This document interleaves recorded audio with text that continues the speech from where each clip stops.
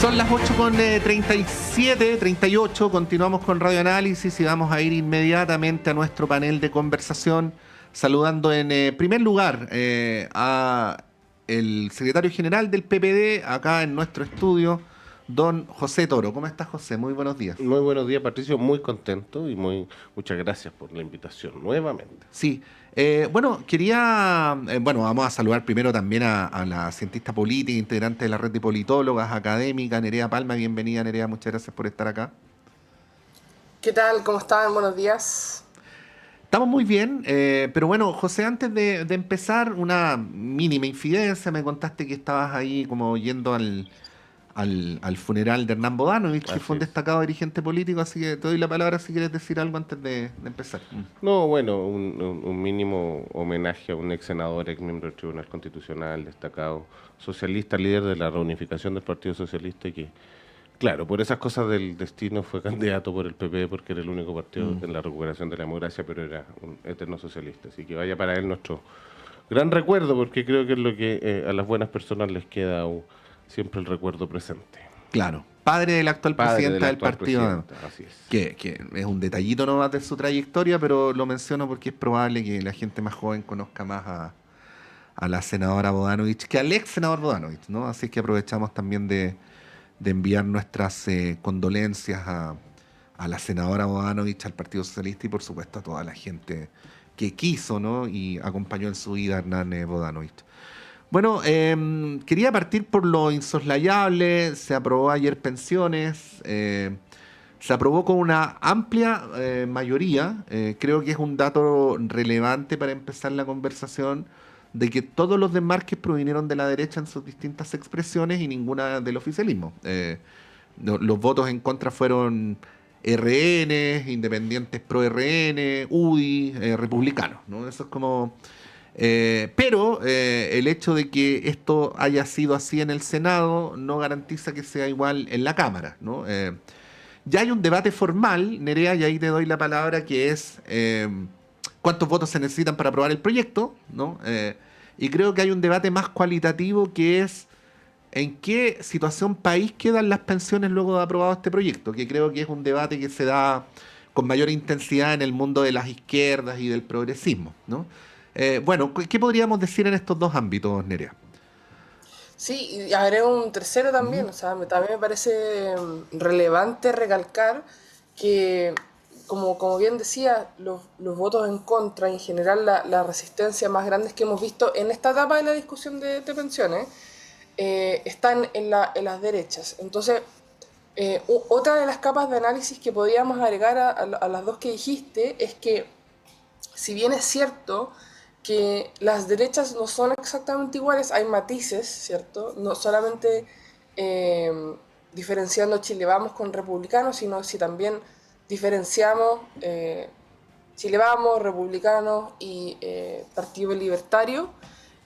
Lo que vemos acá es más bien una consistencia programática. O sea, si bien no hay cosas en las que no están de acuerdo, lo que vemos por lo menos en la discusión de pensiones es que sí hay bastante alineamiento programático, y creo que eso es súper importante recalcarlo, porque en el fondo una reforma de pensiones, sobre todo de las características de las que estamos hablando, que evidentemente no es lo profunda que la izquierda en general, o si queremos ser más justos, las izquierdas necesariamente querían y están lo suficientemente cómodas, incluso con esa versión causa mucho dilema entre las derechas. Y por lo tanto me parece relevante recalcar que en donde se está jugando, digamos, una de las mayores preguntas de cómo es el ordenamiento político, social, económico de un país como es un sistema de pensión en general, las derechas están relativamente bastante alineadas, en el sentido en que ojalá el Estado sea lo más pequeño posible y tenga lo menos que ver en cómo las pensiones, o en general se administran los recursos de las pensiones, y por lo tanto eso también nos da luces de, si bien hay diferencias en esto, que es una de las cuestiones mayores, ¿cierto?, de diferenciación política programática, las derechas parecieran estar en promedio y comparando otras temáticas bastante alineadas, y eso también da una perspectiva de cómo el electorado de izquierda se configura y cómo se configura en general el electorado de las derechas. Ujú. José. A mí me parece que por lo menos la oposición y el oficialismo se han logrado colocar de acuerdo para un avance en una discusión que lleva 15 años. Ya, algo que no ha sido muy habitual en este periodo legislativo, ¿no? Para nada. Nada, porque esto hemos tenido 2, 3 años de discusión completamente torpedeada por la oposición, ¿no? Y esto es que es la realidad electoral de lo que viene. Ellos no quieren hacerse cargo de esta discusión el próximo año y suponen que con esto se cierra la discusión de pensiones. Yo creo que el proyecto es un avance, que tiene mejoras importantes, pero que todavía no resuelve completamente un sistema mixto, ¿no? Hay solidaridad, 3 puntos dicen del PIB de ingreso, pero de ingreso a través de solidaridad a través de impuestos generales. Uno quisiera más, ¿no? Más solidaridad, porque el sistema por sí solo, en solo capitalización individual, no resiste, ¿no? Eso es lo que tuvimos, lo que hemos tenido permanentemente. Pero hay algo importante. Cuando se dice, mira, no se pudo meter la mano al sistema de AFP, creo que hay algo muy rechazado por la administradora de fondos de pensiones, que es esta cosa de concursar el stock, el 10%, cada 2 años. Porque a la gente le cuesta cambiarse de AFP. Pero cuando tú concursas el 10% de lo que hay, generas mayor participación del mercado, generas mayor competencia, y eso hace bajar necesariamente las comisiones. Así que creo que eso es muy bueno. Era lo que menos querían las administradoras de fondos de pensiones que ocurriera. Estaban más dispuestas a que se separara la industria, es decir, se dividiera la administración de la pensión con la inversión, pero no así que hubiera concursabilidad del stock. Creo que es un avance, que es importante que se apruebe, que bueno la señal del Senado, pero también es importante que se apruebe en la Cámara de Diputados, y que nuestro mundo, y aquí le hablo a todos nuestros parlamentarios oficialistas, a pesar de las legítimas diferencias y las legítimas aspiraciones, logremos avanzar, porque esto mejora las pensiones hoy día, que aumenta la PGU y aumenta además las pensiones para las mujeres, que es algo maravilloso que los sistemas antes no lo tenían, ¿no? Que compensa un montón de años trabajados sin remuneración, y esto permite tener una compensación a través de esa naturaleza. Sí, ahí, a ver, yo veo, entiendo perfectamente la legítima discusión del vaso medio lleno, vaso medio vacío. El punto nomás, porque yo creo que no se puede negar los avances que tiene el acuerdo, el punto nomás es que el piso es tan bajo que no podemos hablar que con esto se resuelve el problema, ni mucho menos. O sea, vamos a ir luego a ver, José, de qué monto son los aumentos de las jubilaciones, pero si son en general, hay que recordar que la estructura, ¿no?, de las jubilaciones cambia según la cantidad de ahorro acumulado por las personas, ¿no? Pero si es que se habla de una suerte de promedio aumento de las jubilaciones, especialmente en los tramos más bajos de 40, 70 mil pesos mensuales, obviamente es un aporte significativo, pero eso no augura que las pensiones lleguen a estar, por ejemplo, todavía empalmadas con el sueldo mínimo. O sea, van a seguir estando por debajo de ese monto. Ahora, yo quería plantearles un tema más general que tiene que ver con la construcción de sentidos comunes, a propósito de lo que decía Nerea y de lo que decía José también, porque, a ver, esto de la campaña multimillonaria de las AFP no es un mito, no es un cuco, es una realidad constatable, ¿no? Y que las consecuencias que esto tiene son constatables. O sea, no quiero que esto suene como un irrespeto a los colegas en particular que trabajan en esos programas, pero muchos programas de televisión políticos están auspiciados por la AFP, ¿no? O sea, ahí hay un ejemplo. Y digo esto porque se instala esta idea de que las AFP son las que dan las pensiones, que las AFP dan las jubilaciones, lo cual formalmente es cierto, pero lo que termina ocurriendo en la práctica es que el Estado ya se está metiendo de una manera significativa la mano al bolsillo para mejorar pensiones. Y en los últimos 15, 20 años, José Nerea, el aumento de las jubilaciones se debe tanto más al aporte del Estado que al incremento del aporte de las AFP, ¿no? Entonces, no es cierto que este sea un sistema de capitalización individual, po. Y no es cierto que las jubilaciones sean la consecuencia directa del ahorro individual.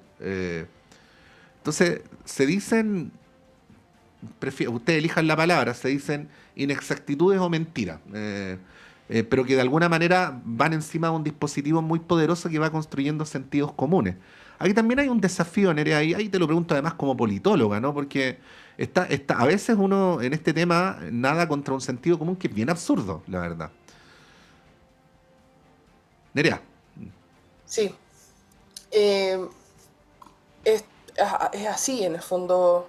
Yo creo que una de las cosas que en general cuesta entender o cuesta dialogar de repente con personas que exactamente a través de todos estos años y desde que el sistema de pensiones se ha institucionalizado en Chile. Ya obviamente sabemos muchísimos años funcionando este sistema de pensiones. El discurso está instalado, la narrativa general está construida en base de la plata que yo tengo en pensiones es plata que yo he ahorrado, y es cierto evidentemente que nosotros ahorramos plata en las AFP y esa plata después la utilizamos cuando estemos pensionados, pero evidentemente que el sistema no funciona, no solamente como se prometió, que esa es digamos, el pecado original, si lo queremos decir de alguna manera, sino que además, evidentemente que sin el pilar solidario y sin la PGU, evidentemente que estaría en una situación muchísimo más precaria de la que ya está y de la que ya es, y que por lo tanto, teniendo en consideración eso, evidentemente que la reforma de pensiones que se está discutiendo ahora en el Congreso es un avance, porque en promedio, evidentemente, que aporta a esta estructuralmente, digamos, desigual y que no ayuda en nada en el sistema de pensiones actuales a reparar esa desigualdad. Y acá, en el fondo, en lo que yo me quisiera centrar, no solamente para reflexionar, sino que en general para que pensemos digamos, cuál es la lógica detrás de lo que nosotros queremos en un sistema de pensiones, que evidentemente que hay todo el derecho a la fragmentación de ideas, pero evidentemente que las personas trabajadoras en Chile, no obviamente las personas que son millonarias, las personas trabajadoras, la gruesa mayoría, la gran mayoría de las personas en Chile, hoy día están sometidas a la lógica del mercado laboral y están bajo o dependen del mercado únicamente para poder subsistir, y hay muy pocas garantías para poder dejar de que se pueda depender únicamente del mercado. Diferente es la lógica en otros países europeos, en donde esa dependencia del mercado es menor, es más mínima, dado obviamente que se paga una gran cantidad de impuestos o una mayor parte de impuestos respecto a lo que se vive en Chile. Entonces, la pregunta que en el fondo tenemos que hacernos, no solamente ahora para reflexionar sobre la reforma del sistema de pensiones, sino que en general a futuro, me parece a mí, y no solamente en pensiones, pero ahora que estamos hablando de pensiones, es, bueno, ¿qué tanto queremos, sabiendo la desigualdad de oportunidades que la sociedad chilena tiene estructuralmente? Pensemos solamente en educación. ¿Qué tanto queremos que los individuos, solamente hablando como individuos, pongámonos individualistas por solo un momento, dependan únicamente del mercado para subsistir. O sea, y desde esa lógica, me parece evidente que el sistema está diseñado para que esas desigualdades se sigan reproduciendo. Sí, ¿cómo? Quería poner un punto que es Sí. la discusión que viene de futuro, ¿no? Porque la regresión conservadora mundial, Trump, demás, en Milei, está en esa discusión, ¿no? Eso es lo que trata de instalar. Trata de instalar que solo un individuo, por una mal llamada libertad, puede solo depender del mercado. Y la experiencia mundial indica que solo no puede depender del mercado. Porque no le asegura salud, porque no le asegura educación, porque le costaría muchos ingresos para eso. O sea, sería imposible. Sería imposible. Entonces, Sí. que es un poco también la discusión que las derechas chilenas hoy día en este afán nos quiere tratar de llevar también en esta discusión, ¿no? Que fue lo que las aseguradoras han tratado de instalar con esto que la plata es mía y solo mía, pero por sí solo un sistema de seguridad social, esto no es un sistema de seguridad social, el sistema de capitalización individual no alcanza a tener una pensión decente. Si no existiera pilar básico solidario impuesto establecido por la presidenta Bachelet, o PGU establecida por el presidente Sebastián Piñera y mejorada posteriormente por el presidente Gabriel Boric, no sería posible tener una pensión a lo menos digna. No es digna hoy día, ¿no? O sea, está mal, estoy ocupando mal la palabra, pero con los ingresos que hoy día están. Porque la OIT establece que uno debiese tener como el 66,6%, ¿no? De lo que uno recibía cuando estaba en población activa, la tasa de reemplazo que se llama. Y todavía estamos lejos de eso. O sea, por sentido común uno esperaría que fuera el sueldo mínimo por último. A lo menos. Que lo que estoy diciendo es mucho menos que lo que estás diciendo tú. Así es. Bueno, para muchos trabajadores no, pero digo, por lo menos el sueldo mínimo. Cuando hablo de sueldo mínimo, recuperemos las definiciones, ¿no? Sueldo mínimo es sueldo mínimo, ¿no? Es el monto sin el cual no se puede llegar a fin de mes. El ingreso mínimo necesario para vivir. Sí, sí. Es un tremendo tema. Las personas a veces no se figuran. Yo a veces tengo conversaciones con familiares, pero a ver, ¿cuáles remedios estás tomando? Pero ¿cuánto valen estos remedios?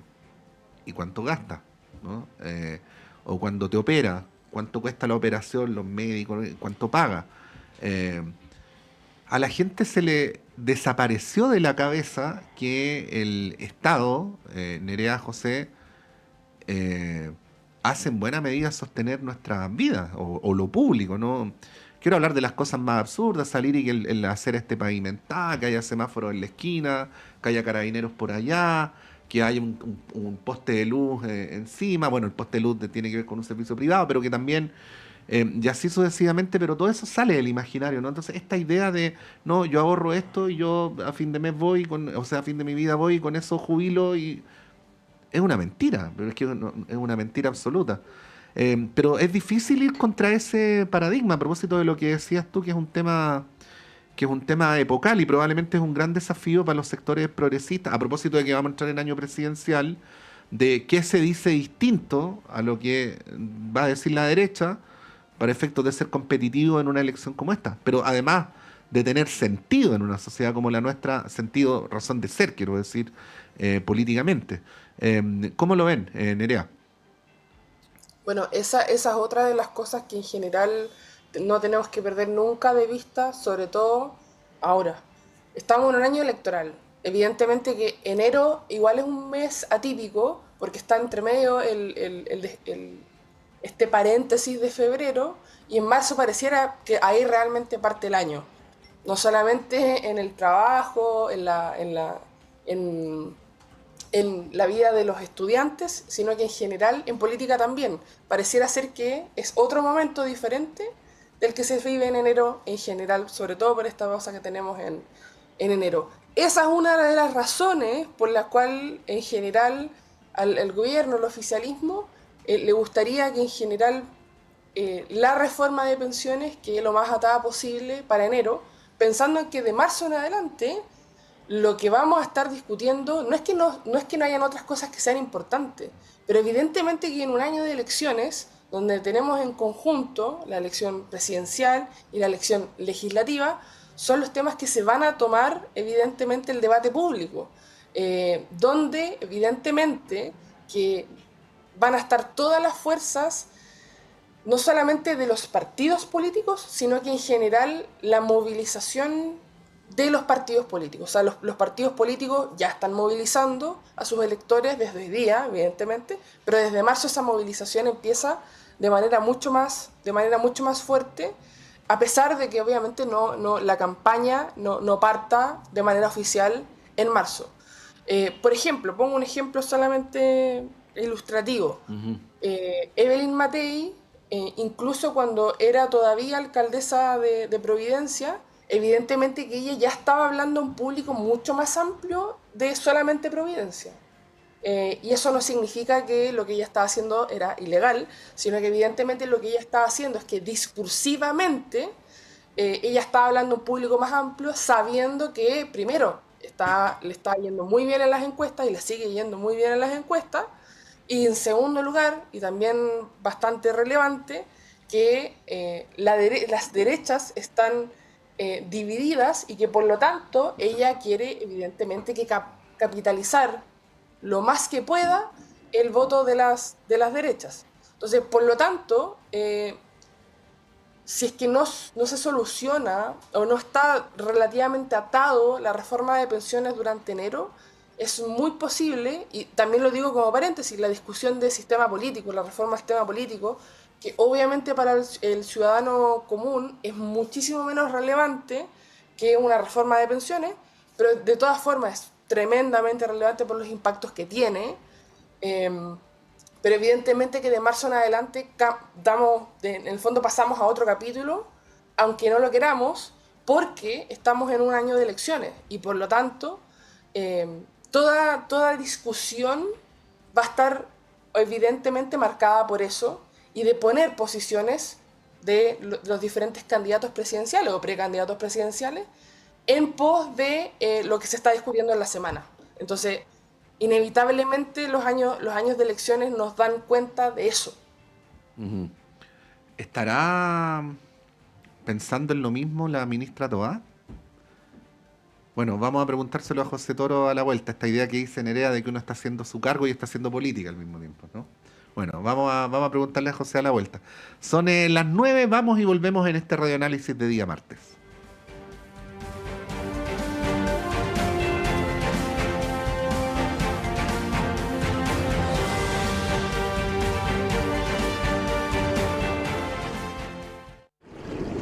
En el fin del mundo, donde la tierra y el cielo se encuentran, me encontré conmigo misma. En Aysén, Patagonia, cada paso es libertad, cada paisaje serenidad. En un lugar donde lo simple y natural me enseñó a conectar con lo auténtico. Aquí, entre montañas, ríos y bosques, descubrí la belleza en lo simple y la paz que solo la naturaleza puede dar. Alarga tu verano, desconéctate y vive Aysén, Patagonia. Infórmate más en aysenpatagonia.cl. Invita Cernatur Aysén, Gobierno Regional de Aysén, Gobierno de Chile.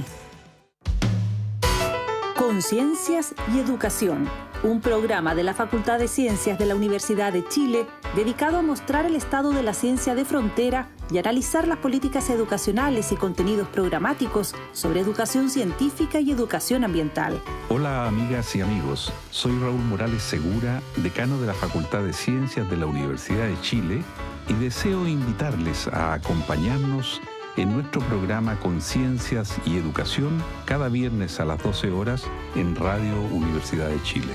Conciencias y Educación, un programa para una ciudadanía más demandada en los avances científicos, tecnológicos y ambientales, en el 102.5 FM y radio.uchile.cl. En Radio Universidad de Chile queremos invitarlos a escuchar de lunes a viernes a las 10 de la mañana Semáforo, un espacio del Departamento de Prensa de la Radio que Piensa para encontrarnos con quienes están transformando el mundo desde la cultura y la sociedad civil. Conversaciones sobre nuestra ciudadanía y sus expresiones y desafíos de lunes a viernes a las 10 de la mañana en Semáforo de Radio Universidad de Chile. Conduce la periodista Antonella Esteves.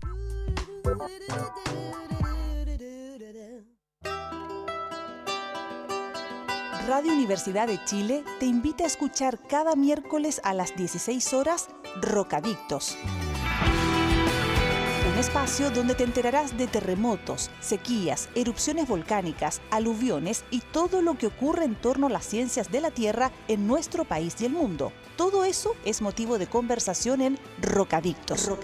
Académicos y académicas de los departamentos de Geología, Geofísica y del Centro de Ciencias del Clima y la Resiliencia de la Universidad de Chile se reunirán cada miércoles a las 16 horas para explicar estos fenómenos y responder tus preguntas. Rocadictos, miércoles 16 horas por Radio Universidad de Chile, 102.5 FM y radio.uchile.cl. Sábados en la mañana. ¡Qué emoción! Con la familia juntos y en sintonía. Música por la radio, pura diversión. Dime el nombre del programa. ¿Ya lo sabes? Así lo creo. Es para niños y grandes y no te lo puedes perder. La respuesta es fácil. ¡Que siga el recreo! Te esperamos todos los sábados a las 9 de la mañana por Radio Universidad de Chile y Señal Online, en nuestro programa radial para niñas y niños. Programa creado por CRIN Chile y financiado por el Fondo para el Fomento de la Música Nacional, Convocatoria 2024. Que siga el recreo, que siga el recreo y no se acabe más. Aguas Trayén o Cascada en Mapudungún es la mejor agua purificada con tecnología de última generación. Para más información, visite su página web www.aguastrayen.com.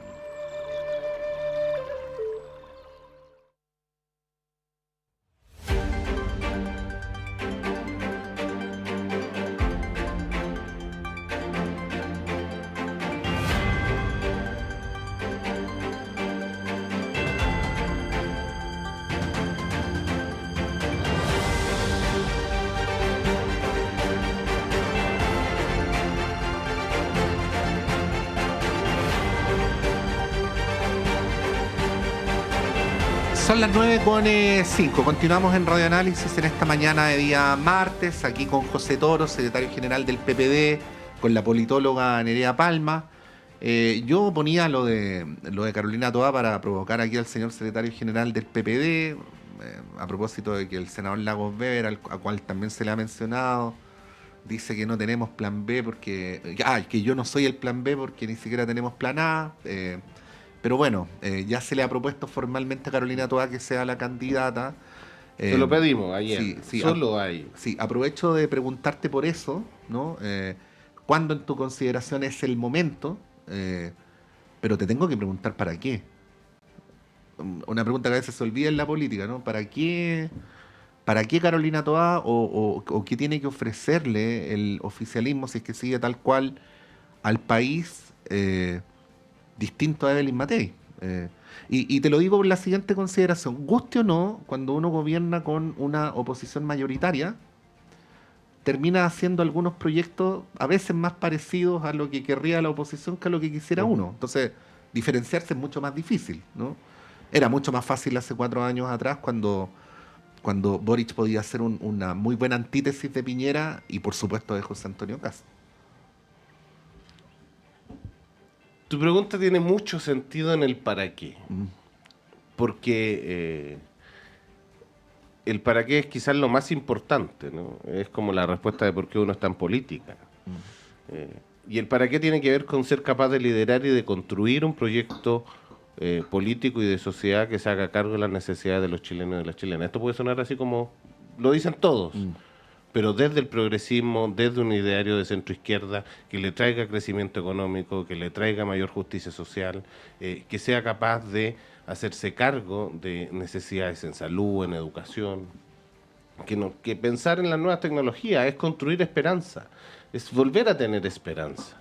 Y esa construcción se tiene que hacer en conjunto, no solo por el nombre, sino por un conjunto de personas y de partidos y de proyectos políticos, que tenemos muchas diferencias, pero que nos necesitamos todos para seguir construyendo. Si alguno supone que cualquiera de el oficialismo, más la democracia cristiana, por sí solo o fraccionado, puede ganar la próxima elección, yo creo que está muy equivocado. Nos necesitamos a todos quienes quieran impedir el avance de la ultraderecha, a todos quienes quieran impedir las regresiones, la disminución de derechos para las personas, la disminución de derechos para las mujeres. Es cosa de ver lo que hace Trump, ¿no? Trump llega y rápidamente elimina discursos que para ellos son woke y para nosotros son mínimos sociales con respecto a las comunidades de disidentes sexuales, ¿no? Digo, esto es a lo que también nos vamos a ver enfrentados, pero ante ese miedo, ante ese relato de miedo, nosotros tenemos que ser capaces de construir un relato que dé esperanza, que dé crecimiento a Chile, que vuelva a colocarnos en una senda de desarrollo, porque necesitamos crecer. Ayer, dentro de no solo esta solicitud que el PPD anhela y desea que la ministra del Interior sea la futura candidata presidencial de todo el oficialismo más la democracia cristiana, aprobamos un documento programático que se llama Volver a Crecer, ¿no? Que es un documento que va a guiar la discusión dentro del partido sobre qué es lo que aspiramos a proponerle al país. Pero además, creemos que Carolina tiene que tomar esta decisión en los tiempos que corresponden, y esto es marzo, la primaria se inscribe el 30 de abril, por lo tanto tenemos hasta esa fecha para esta discusión. Lo importante es que el socialismo democrático, y por eso invitamos al Partido Socialista también a que nos acompañe en este desafío, hay que poder tener un candidato común.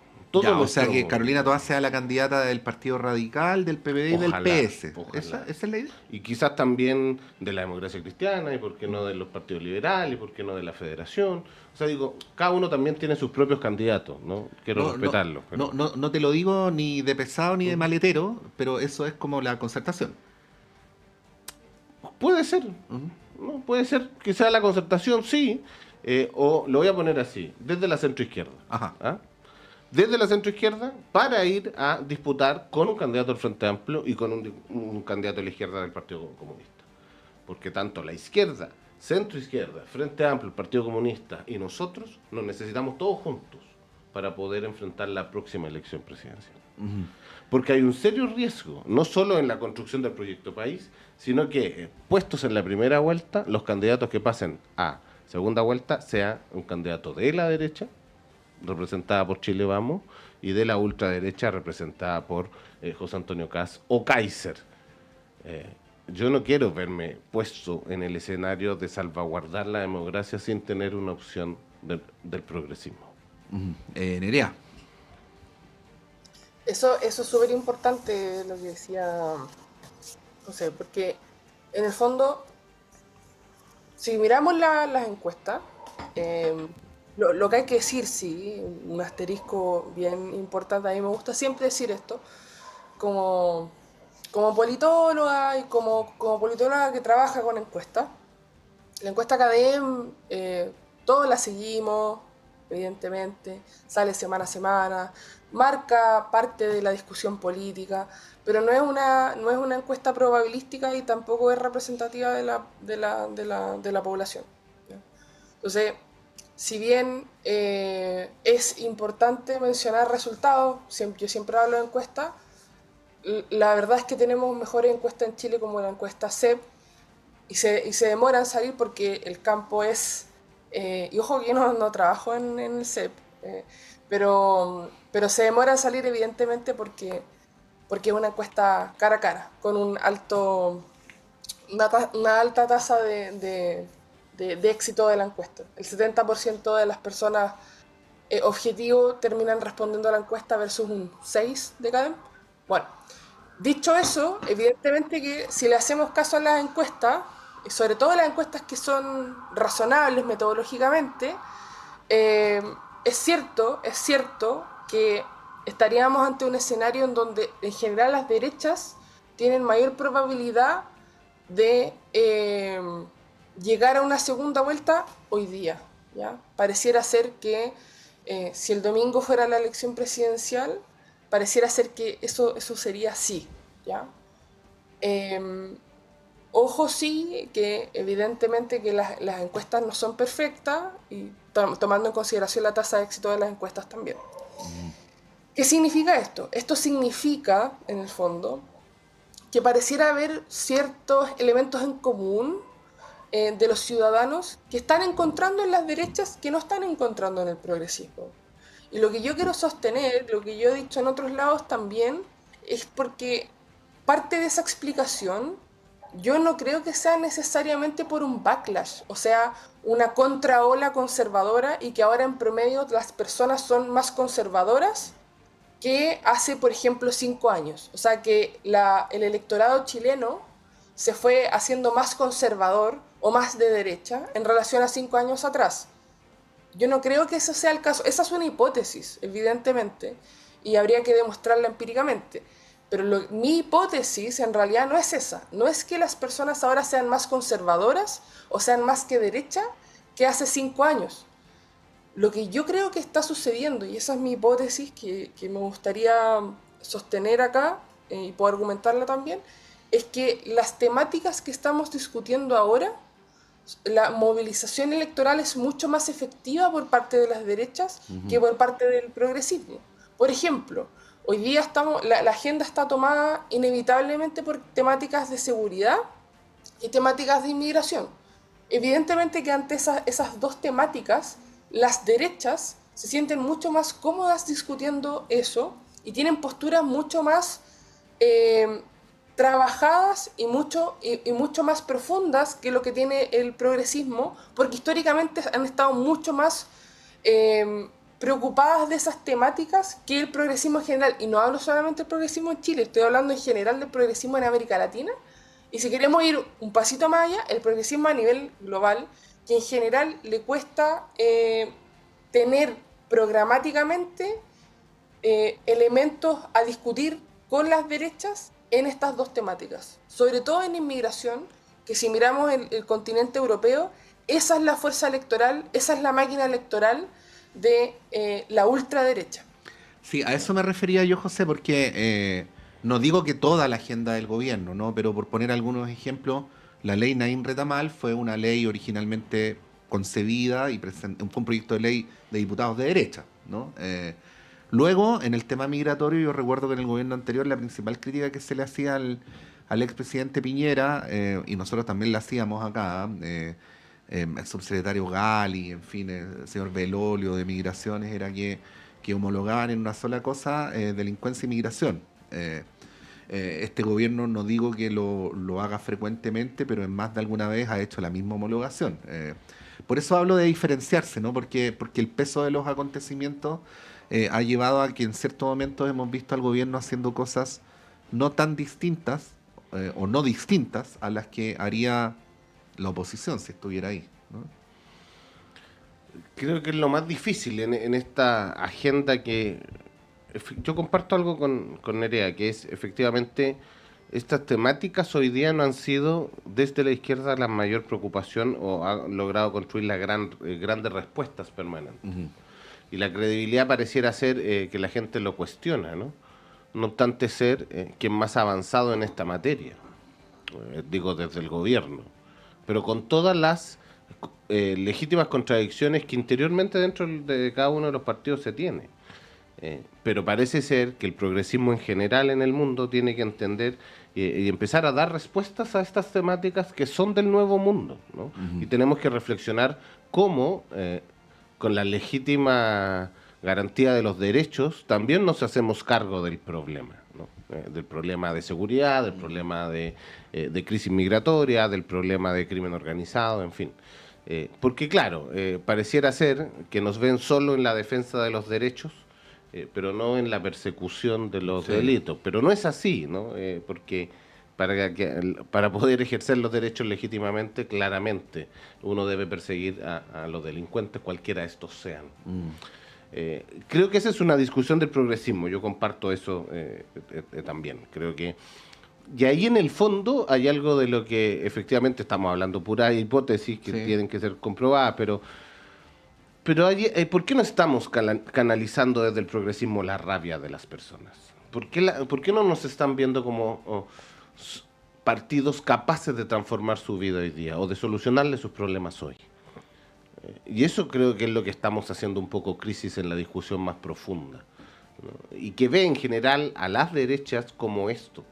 Y también, ojo, la derecha liberal también está teniendo un problema con la propia ultraderecha que se la está empezando a comer también.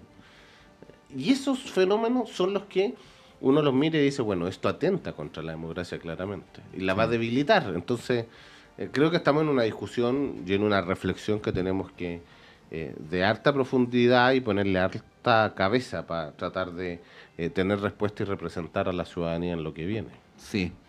Bueno, hay otros temas. Quiero llevarlo al tema de la estatua a Piñera.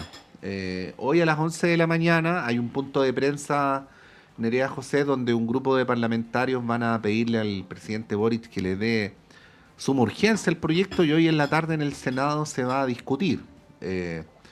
Yo diría simplemente dos cosas para luego darles la palabra. Primero, que esta es una iniciativa que no solamente proviene de la derecha, porque en la comisión respectiva el senador José Miguel Insulza concurrió con su voto a favor, ¿no? Y lo segundo es que aquí la gran pregunta es si Piñera, en su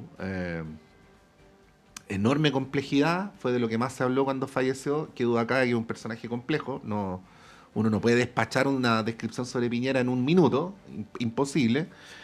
Uno debería ponderar esta larga trayectoria del Piñera, que de alguna manera fue una minoría en propiciar una derecha democrática en un principio, que fue perseguido por los sectores más duros de la derecha, que de alguna manera contribuyó a enrielar democráticamente a la derecha en el sistema, a sus dos presidencias, o se le debe ponderar más bien por las graves violaciones a los derechos humanos que ocurrieron durante su gobierno, que son, esto no lo digo yo, los organismos internacionales informen las más graves que ocurrieron en Chile desde 1990 en adelante. Bueno, yo creo que ese es el dilema para opinar sobre la estatua, ¿no? Nerea. Exacto. O sea, evidentemente, por un lado está todo este aspecto de la importancia de las instituciones. La institución del presidente de la República, en donde él fue presidente por 2 periodos, fue electo, como estamos en una democracia, fue electo democráticamente.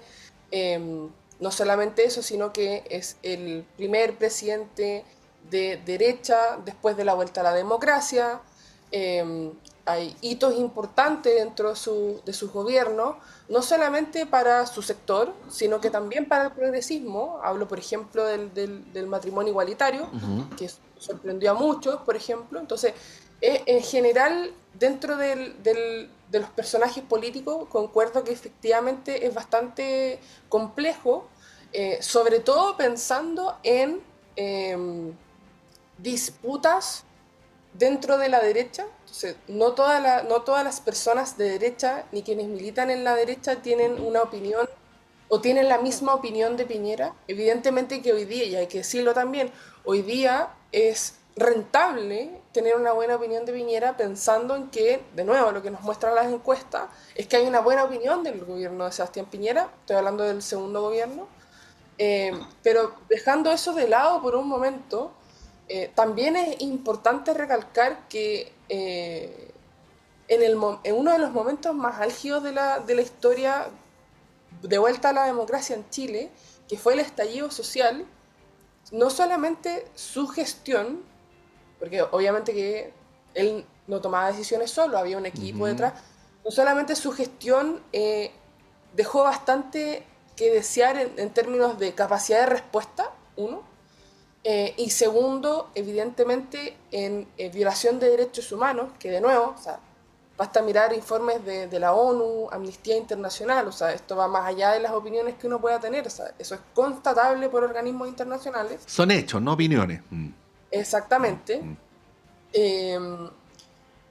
Más allá de eso, me parece importante que tengamos este tipo de discusiones, y qué lástima que se hagan solamente cuando, estoy hablando a nivel público en general, no en la radio, pero a nivel público, cuando se va a levantar un monumento, que se haga, ¿cierto?, a la luz de ponderar todos los hechos que constataron no solamente su segundo gobierno, sino que también el primero, y las implicancias que tiene eso para la derecha hoy día. Me parece que la derecha hoy día, el imán está puesto en la ultraderecha, y la derecha convencional se está viendo inevitablemente sometida a lo que marca la agenda de la ultraderecha. Vemos en la experiencia europea que eso lo único que ha hecho es disminuir el caudal de votos para la derecha tradicional, y por lo tanto me parece que en ese aspecto cobra mucho más relevancia la figura de Piñera, porque era un liderazgo que me parece a mí que podía actuar como imán de la derecha convencional versus la ultraderecha, y hoy día no vemos eso. José Toro. Claro, es propio de las contradicciones de nuestro tiempo la imagen de Sebastián Piñera, pero yo creo que sí lo merece, ¿no? Y a pesar de las violaciones a los derechos humanos ocurridas bajo su gobierno, creo que tampoco hubiésemos tenido una salida democrática sin la intención del presidente Piñera. No hubiéramos logrado tener, más allá que haya fracasado después, un plebiscito por una nueva constitución, sin la presión que Piñera hizo sobre la propia derecha para tenerla, el plebiscito. Fuera de las credenciales democráticas desde el no, ¿no? O sea, uno dice desde la recuperación de la democracia, todos los presidentes que han gobernado se opusieron al dictador y estuvieron por el no en el plebiscito, ¿no? Creo que eso, más que fue los presidentes de los dos gobiernos, la generación de el acuerdo por la paz, del plebiscito por una nueva constitución, de generarnos la posibilidad de tener una nueva constitución construida en democracia, eso es también parte de su legado, ¿no? Y puedo hacer dos preguntas así rapiditas porque se nos está acabando el tiempo, porque el gobierno enfatiza que es la historia y no el gobierno el que tiene que decir esto, que es una fantástica manera de tirar la pelota para el córner. Pero dos preguntas en una. Primero, ¿es recomendable tomar estas decisiones encima de, porque el presidente Piñera recién va a pasar un año desde que falleció? Voy a poner un ejemplo que parece no tener nada que ver, pero tiene todo que ver. La canonización más rápida de la historia de la Iglesia Católica es la de Escrivá de Balaguer, ¿no? Murió, lo canonizaron al tiro, ¿no? Al cabo de algún tiempo, la figura del Opus Dei es tan controversial dentro de la Iglesia Católica que el mismo Papa Francisco la ha degradado. Entonces, parece obviamente una precipitación la que se hizo en su momento. Y lo segundo, ¿todos los expresidentes tienen que tener estatua en la moneda, fuera de la moneda? Porque originalmente la que había era Arturo Alessandri Palma. Yo sé que lo de Allende es muy controversial para las derechas, pero yo creo que, por lo menos yo sostengo que un presidente, aunque estés en absoluto desacuerdo con él, que muere en defensa de la institucionalidad, merece una estatua, pero luego todos, o sea, digo, cuando en su momento tenga que fallecer naturalmente el expresidente Frei Ruiz-Tagle, el expresidente Lagos, Bachelet, ¿todos van a tener estatua en la moneda? ¿Cómo resolvemos eso? Sí, es buena pregunta, pero creo que aquellos que son simbólicos para los sectores políticos también es importante. O sea, yo veo la Plaza de la Constitución y están ahí presidentes que simbólicamente han marcado la historia del país, incluso políticamente, ¿no? Pedro Aguirre Cerda, Salvador Allende, Portales, que no es presidente, Alessandri, Eduardo Frei. Y digo, bueno, hay ahí una construcción simbólica, política, de lo que ha ido siendo o cómo se ha ido construyendo nuestro sentido de nación. Y es parte, y creo que en eso, en el presidente Piñera representa un mundo de esa naturaleza, que no es una derecha, que no es la extrema derecha que defendió la dictadura, ¿no? Que defendió al dictador, que defiende al dictador hoy día, ¿no? que es la, creo yo, la derecha más moderna que hemos tenido, más allá que hoy día hayamos vuelto a otra. Pero ahí hay una discusión que tenemos que dar, que no está resuelta. No sé si todos se lo merecen, pero hay algunos que simbólicamente son lo que más representan un sentido ciudadano. ¿Nerea?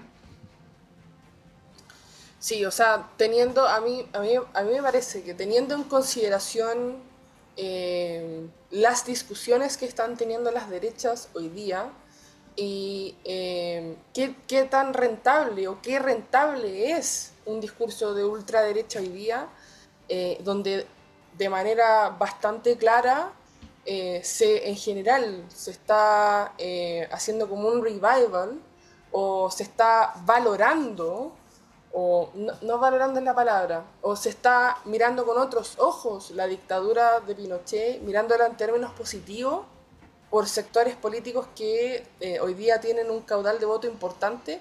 Me parece que en ese sentido en particular, sobre todo, tenemos que valorar la figura de Sebastián Piñera, en el sentido que, si bien hay muchos aspectos de sombra, no solamente de sus dos gobiernos, particularmente el segundo, y de él como político, evidentemente que es, como decía José, lo más cercano a una derecha democrática que hemos tenido, y que no haga, digamos, una suerte de canonización de la dictadura, y que esa fue la mejor época de Chile y que ojalá volvamos a esa época en términos de crecimiento económico, que es lo que siempre se dice, aunque es bien controvertido eso, y por ejemplo ahora en seguridad, que también lo he escuchado.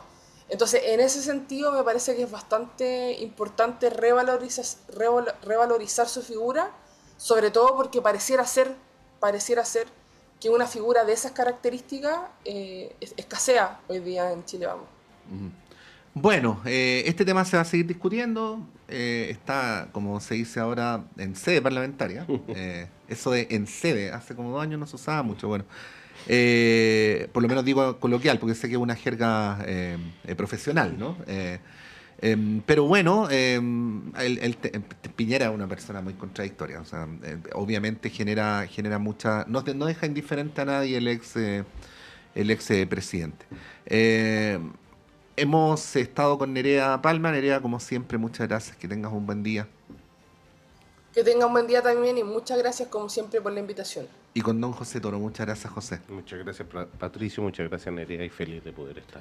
Oye, a la vuelta va a tener una súper conversación, porque nuestra compañera Diana Porras va a conversar con nuestro admirado colega Raúl Sor, y le va a preguntar cómo ve él, cómo analiza él esta relación, que duda cabe, conflictiva, que se está instalando entre Estados Unidos y América Latina. Vamos a un breve alto, y a la vuelta la conversación recién señalada.